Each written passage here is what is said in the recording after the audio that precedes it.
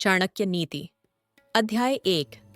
हिंदी में संपूर्ण चाणक्य नीति मूर्ख शिष्य को समझाने, दुष्ट और चरित्रहीन स्त्री का पालन पोषण करने और दुखी लोगों की संगत करने से समझदार व्यक्ति भी परेशान हो सकता है। यह चाणक्य स्पष्ट करते हैं कि मूर्ख शिष्य को सिखाने का कोई फायदा नहीं होता। इसी तरह दुष्ट आचरण वाली स्त्री का साथ करना भी अनुचित है और दुखी व्यक्तियों के साथ रहने से ज्ञानी पुरुष भी परेशानी में पड़ सकते हैं। चाणक्य की सीख। भारत के इतिहास में आचार्य चाणक्य का नाम एक बुद्धिमान राजनीतिज्ञ और अद्वितीय मार्गदर्शक के रूप में दर्ज है। उनकी नीतियों का महत्व आज भी उतना ही है जितना कि उस समय था। एक बार चाणक्य अपने गुरुकुल में शिष्यों को शिक्षा दे रहे थे।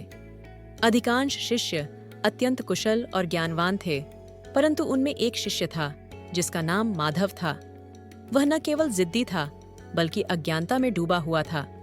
वह किसी की सलाह मानने को तैयार नहीं होता था और खुद को सर्वज्ञ मानता था। चाणक्य ने कई बार उसे सही दिशा दिखाने की कोशिश की, परंतु माधव पर किसी भी शिक्षा का कोई असर नहीं हुआ। मूर्ख शिष्य की समस्या।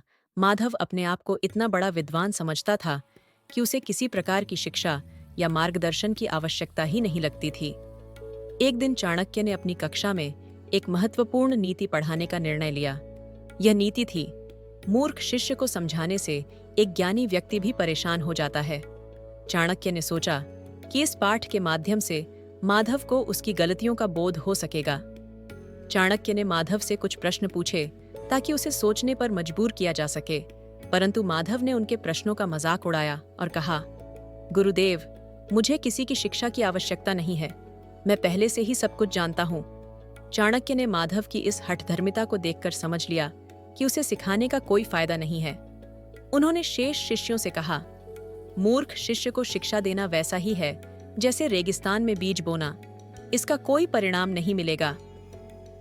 दुष्ट आचरण वाली स्त्री का संग। चाणक्य के गुरुकुल के पास एक गांव था जहां एक चरित्रहीन और दुष्ट स्वभाव वाली स्त्री रहती थी। उसका उद्देश्य पुरुषों को अपने जाल में फंसाकर उनकी संपत्ति हड़पना था। गांव के लोग उसके कुटिल व्यवहार से भली भांति परिचित थे, लेकिन फिर भी कुछ लोग उसकी चाल में फंस जाते थे। एक दिन माधव उस स्त्री से मिला और उसकी बातों में आ गया। वह उसके साथ समय बिताने लगा।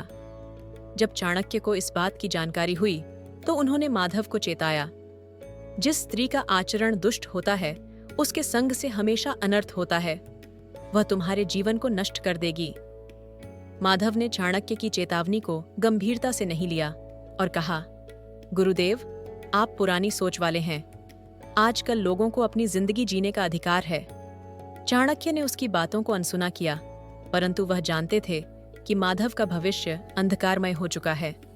दुखी व्यक्तियों का संग। कुछ समय बाद उस स्त्री ने माधव को पूरी तरह ठग लिया। माधव अपनी सारी संपत्ति गंवा बैठा और गहरे दुख में डूब गया। जब वह गुरुकुल लौटा तो हमेशा निराश और उदास रहता था। वह अपने दुखों की चर्चा अन्य शिष्यों से करता और धीरे धीरे बाकी शिष्य भी उसकी नकारात्मकता से प्रभावित होने लगे। अब वे भी अपनी पढ़ाई पर ध्यान नहीं दे पा रहे थे और हर समय परेशान रहते थे। चाणक्य ने यह देखा और सोचा, दुखी व्यक्तियों का संग एक जहर की तरह होता है जो दूसरों को भी अपनी चपेट में ले लेता है। इसे रोकना आवश्यक है। चाणक्य का समाधान। एक दिन चाणक्य ने सभी शिष्यों को बुलाया और उन्हें एक दृष्टांत सुनाया। उन्होंने कहा, एक व्यक्ति के पास एक सुंदर वस्त्र था, लेकिन एक दिन उसने गलती से उसमें एक छोटा सा छेद कर दिया। वह सोने लगा, पर जब भी उसका हाथ या पैर उस छेद से टकराता वह और भी बढ़ता जाता।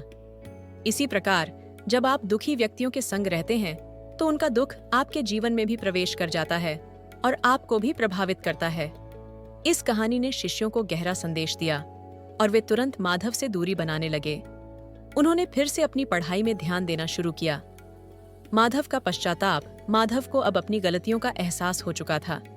उसने चाणक्य से क्षमा मांगी और कहा, गुरुदेव, मुझे अब समझ आ गया है कि मूर्ख शिष्य को सिखाना, दुष्ट आचरण वाली स्त्री के साथ रहना और दुखी व्यक्तियों के संग रहना कितनी बड़ी भूल होती है। मैंने आपकी बातों को अनदेखा किया और अब इसका परिणाम भुगत रहा हूँ। कृपया मुझे माफ करें और सही रास्ते पर लौटने में मेरी मदद करें। चाणक्य ने माधव को क्षमा करते हुए कहा, सच्चा ज्ञान तब प्राप्त होता है जब हम अपनी गलतियों से सीखते हैं। तुमने अनुभव किया और सीखा है, इसलिए अब तुम सही मार्ग पर चल सकते हो। लेकिन याद रखना कि भविष्य में इन नीतियों का पालन करना अनिवार्य है। निष्कर्ष, चाणक्य की यह नीति आज भी सत्य है कि मूर्ख शिष्य को सिखाने, दुष्ट और चरित्रहीन स्त्री के संग रहने और दुखी लोगों के साथ समय बिताने से कोई भी व्यक्ति परेशान हो सकता है। इस कहानी से यह सीख मिलती है कि सही मार्गदर्शन और संगति का आदर करना अत्यंत आवश्यक है, ताकि हम जीवन में समस्याओं से बच सकें और सफलता प्राप्त कर सकें।